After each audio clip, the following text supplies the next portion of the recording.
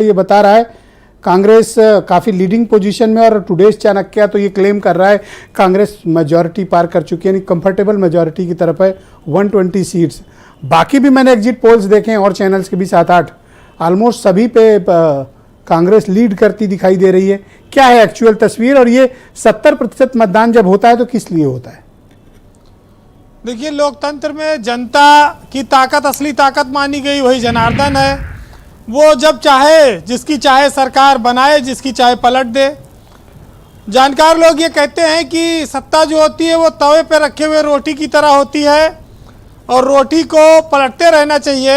अगर रोटी को नहीं पलटोगे तो वो जल जाएगी। उसी तरह से सत्ता है कि अगर उसका अल्टी पल्टी नहीं होगा तो फिर वो बहुत बार निरंकुश हो जाती है।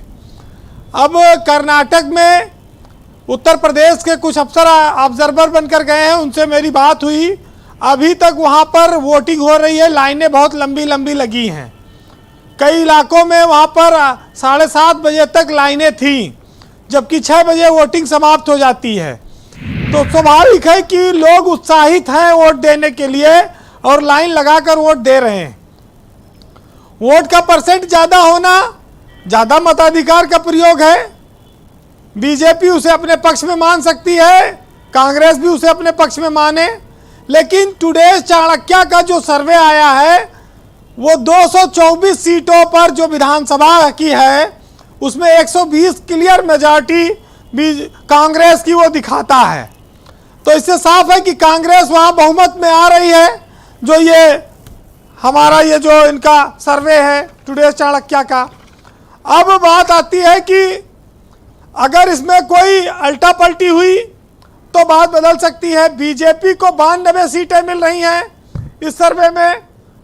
अभी सर्वे तो सर्वे है देखिए, लेकिन अगर कांग्रेस 120 पा रही है सीट तो ये साफ है कि ये मिस्टर 40% वाला जो फार्मूला है कर्नाटक में वो काफ़ी प्रभावित कर गया लोगों को। 40 से 65% बीच में जो कमीशन खोरी की बात चल रही थी वो लोगों ने शायद उसको सही माना है। वो नाराज़गी सत्ता के खिलाफ लोगों की शायद दिखती है, लेकिन अभी तो परिणाम आने बाकी हैं। ये जरूर है कि अगर बीजेपी हारी कर्नाटक में तो सबसे बड़ा फैक्टर होगा उसका भ्रष्टाचार के कारण हार। भ्रष्टाचार, स्थानीय बड़े नेता का ना होना। देखिए, कांग्रेस के पास वहाँ पर सत्ता पहले थी, कोएलिशन में थी, लेकिन वो हट गई, बीजेपी आ गई। बीजेपी का खाली माइनस पॉइंट ये हो सकता है कि एक तो हिंदी भाषी राज्य नहीं है, लेकिन बजरंगबली ने और केरल स्टोरी ने काफ़ी मदद की है। अगर ये 92 सीट आ रही है जो सर्वे में दिखाया जा रहा है, अगर ये दोनों अगर हाथ ना लगाते तो ऐसे में शायद 50 भी आना मुश्किल हो जाती। ये स्कोर भी इशारा कर रहा है, लेकिन चुनाव के परिणाम पर चीज़ें होंगी, ये तो सब आकलन है। ये जरूर है कि अगर सर्वे अपने पक्ष में आवे तो बहुत अच्छा है, और अगर दूसरे के पक्ष में जा रहा है तो सर्वे पे भरोसा कम होता है नेताओं को।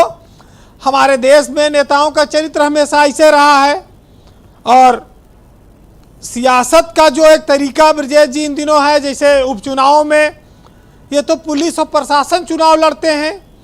उपचुनाव में नेता कहाँ चुनाव लड़ पाते हैं? चुनाव वोटिंग चाहे जितना कम हो, अब स्वार में चुनाव हुआ है लेकिन जीतेगी बीजेपी चाहे जितना कम मत प्रतिशत हो, क्योंकि बीजेपी के पास बहुत कार्यकर्ताओं की फौज है, प्रशासन है। लोग कहते हैं मशीनरी दुरुपयोग, जब जिसकी सरकार रहती है उसके मशीनरी काम करती है, इसमें कोई नई बात नहीं है। आजम खां के गढ़ में चूंकि चुनाव था इसलिए रोचक था। ये चुनाव परिणाम सब 13 तारीख को सामने आ जाएंगे, लेकिन एक चीज़ जरूर दिखता है चुनाव में अब कि एक प्रचलन सा है कि अपने विरोधियों को अब नेता देखना नहीं चाहते। एक कुचल देने की प्रवृत्ति शुरू हुई है सियासत में, जो बड़ी घातक है, और आने वाले वक्त में ये किस तरह का रूप लेगी ये भी बड़ा इस देश के लिए कठिन होगा। जी, बात आती है कि चुनाव जीता कैसे जाए, हर पार्टी इससे अछूती नहीं है। 2 सवाल है मेरे पास आपके लिए। पहला ये कि थोड़ा ये 70% वोटिंग के क्या मायने होते हैं, आपका अनुभव क्या कहता है, ये किस लिए पड़ता है, सरकार रिपीट लाने के लिए या फिर बदलाव के लिए? और दूसरा, मैंने आज खबरें पढ़ी और जो वहाँ के पत्रकारों ने जानकारी दी कि इस देश के इतिहास का सबसे महंगा इलेक्शन कर्नाटक में लड़ा गया। बिल्कुल भाई, 5-5 हजार रुपया तक एक वोट के लिए कर्नाटक में, दक्षिण के राज्यों में लोग कहते हैं घूस चलती है। 5000? हाँ, 5-5 हजार रुपया तक एक वोट पे चला जाता है। जो महत्वपूर्ण सीटें हैं, 50-50, 100-100 करोड़ रुपया अगर एक विधानसभा में खर्चा होगा तो स्वाभाविक चुनाव महंगा होगा।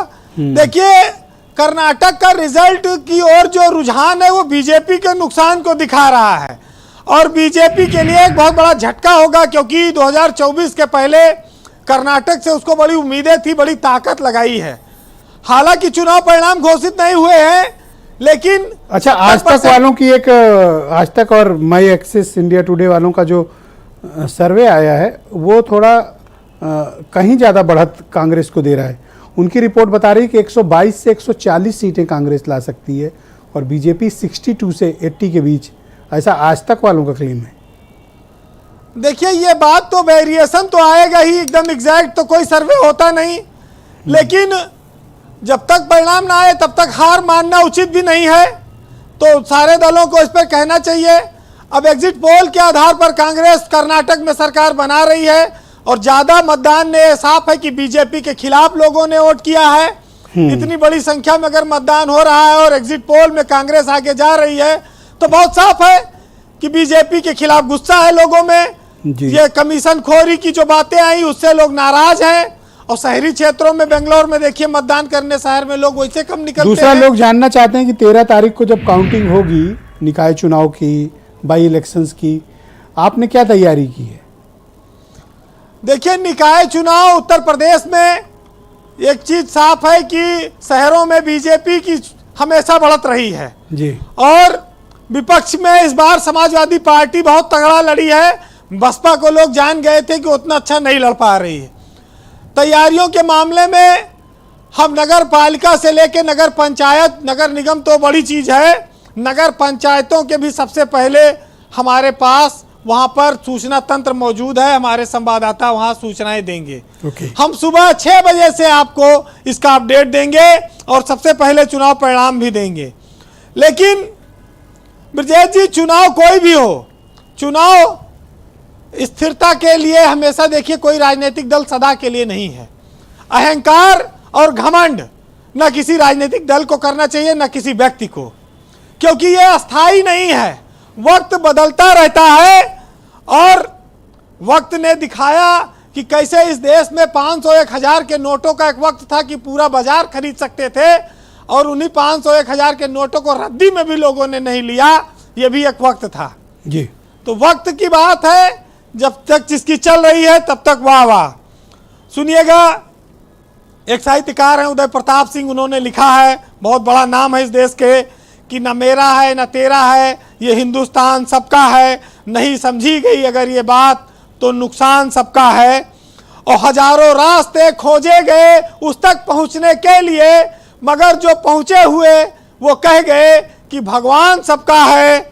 और जो इसमें मिल गई नदियाँ वो दिखाई नहीं देती, मगर महासागर बनाने में एहसान सबका है।